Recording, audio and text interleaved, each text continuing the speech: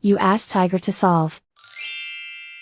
This deals with linear equations with one unknown. The final result is y equals 27. Let's solve it step by step. Group all constants on the right side of the equation. Add 7 to both sides. Simplify the arithmetic.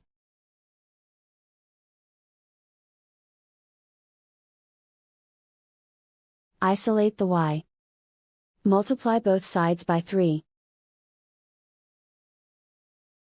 Group like terms. Multiply the coefficients. Simplify the fraction. Simplify the arithmetic.